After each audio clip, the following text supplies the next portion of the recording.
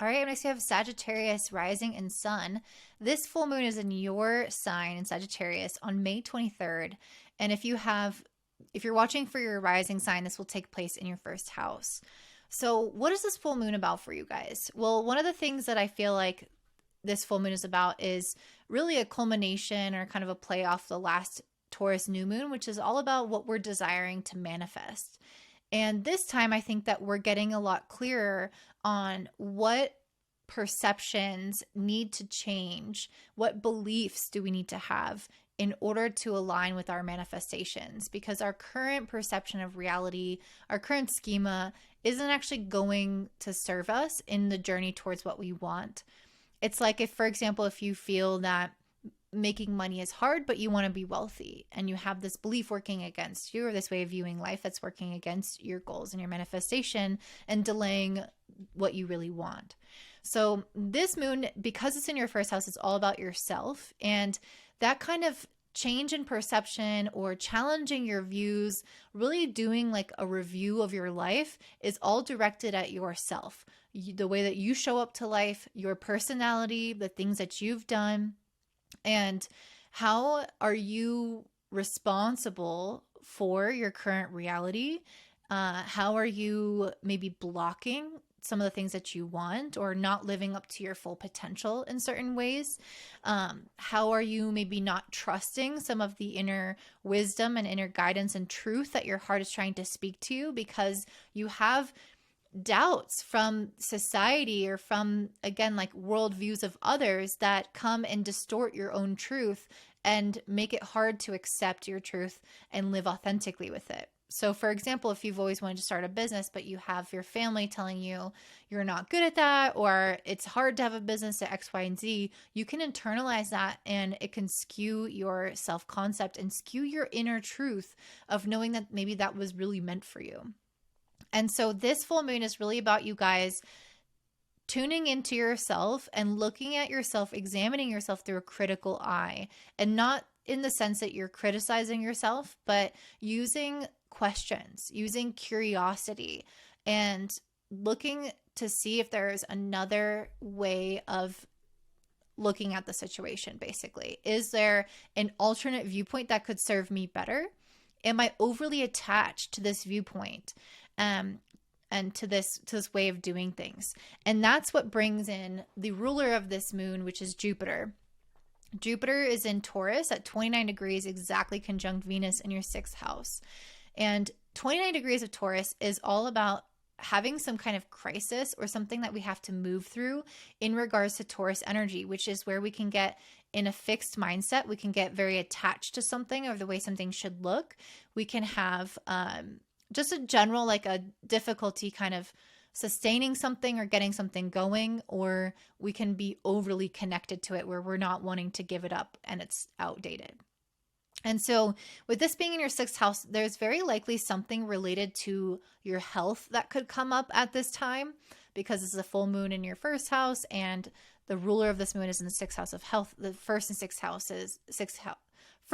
sixth house are both really strong health houses. So it's possible that you guys could have something going on within the way that you're treating your body and how you're showing up for your health and your day-to-day routines, or your workplace, that is actually not really like what's best for you, or your way of viewing those things is not what's best for you. The 6th house is also very much related to like the underdog. And so you guys could be, for example, overly identified with an underdog mentality where you could adopt the beliefs or the schema of someone who's having to fight for what they want and never getting what they want, never getting their just dues, for example. So, I mean, it can relate to really any area of life, so I don't want to like hone in on this too much. But generally, there is a sense of how you manage your life and how you make responsible choices for yourself is influenced by the way that you see life and the way that you perceive how the universe functions. And there's something about your way of managing your life that you're overly attached to, and the way that you perceive your life that you're overly attached to, that can adjust in order for you to actually accomplish what you're looking for. I really feel like many of you guys with this Magician in reverse and this Page of Cups in reverse are not fully tapping into your talents and abilities. You're not tapping into your full potential. You're not maybe trusting your intuition fully. Maybe you're getting these kind of senses of like, I want to do this, I want to do this, but then other people's opinions or worldviews or pre-existing restrictive notions that you've had are kind of squeezing the life out of these ideas or these plans, and maybe you're not giving them your all or fully trying to fulfill them and truly see it through. But I feel like once you're able to overcome that and be honest with yourself, do a true self inventory of, am I believing things that other people are saying is true, but that doesn't actually resonate with me? Is there something in my life that I feel like I've been ignoring, that I've been lying to myself about, that I've been refusing to see a situation about? Maybe I'm in a dead-end job, but I keep trying to push forward anyway, and I'm wondering why I'm not getting financially stable, because that dead-end job is never going to get me there. But I have to be honest with myself and get out of my comfort zone and reflect and realize that the only way to actually get what I want is to change jobs, to change what I'm doing, to not be attached to my current way of maintaining my life, but to be able to view it with discernment and with curiosity and questions around, how can I view my life differently or do my life differently? And that is what's going to get you to this 10 of Pentacles, which is success. It's financial stability. It's having the things that you want, being surrounded by the people that you want. But you have to really trust yourself and look within and do this fearless self-inventory in order for this to happen. If we're not being honest about the truth in front of us, if we're not being honest about our life, if we're lying to ourselves, deluding ourselves, or ignoring something, we're ultimately giving our power away, because the only way that we can create change is by first seeing and accepting what is going on. And then we have the power to do something about it. So it's ultimately about empowering yourself by being truthful of, what is my authentic truth? What is reality? What's going on right now? How do I play a role in this? How can I be honest with myself? How can I see, again, how can I tell the truth to others? How can I be transparent with others? But mostly yourself, because this is a first house full moon. The sun is in the 7th house, so there could be some element of being truthful with others in relationships as well.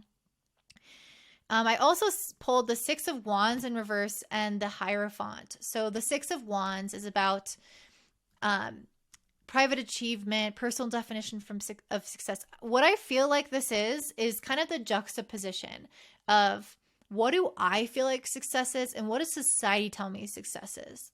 Hierophant is a card of tradition and of these kind of standards and expectations of the higher ups, or of the governmental agencies, or society as a whole. And I feel like there is this contrast between, like, what do I really want versus what am I told to want?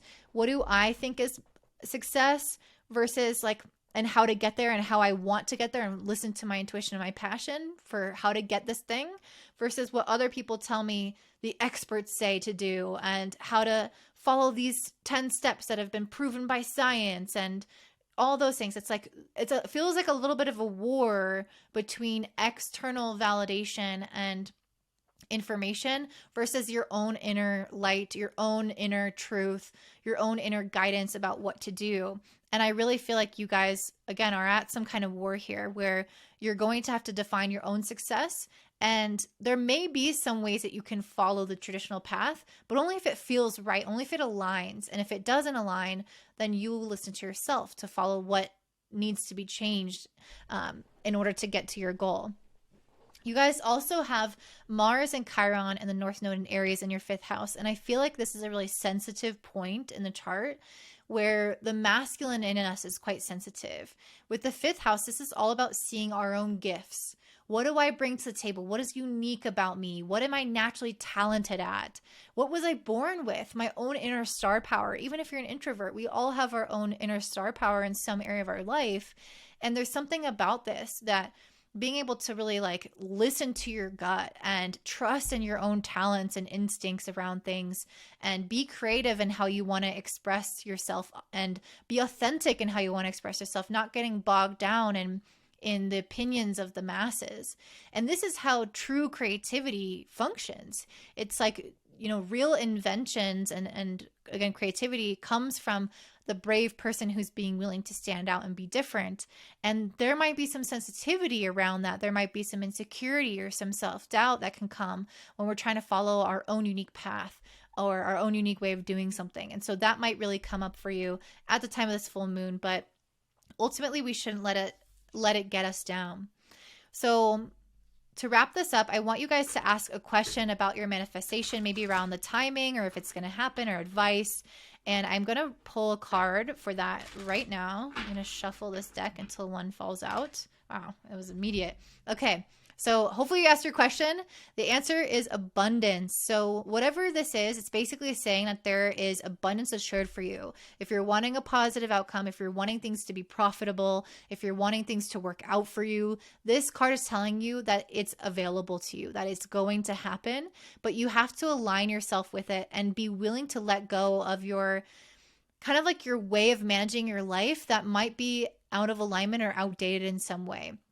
This abundance card says that abundance is all around you. These opportunities were always here, but now you have to tap more into your potential and really feel like it's possible, seeing that's available for you, basically, instead of underplaying or downplaying yourself or having kind of like a lack mentality. It's like seeing the abundance around you and believing that you can have it.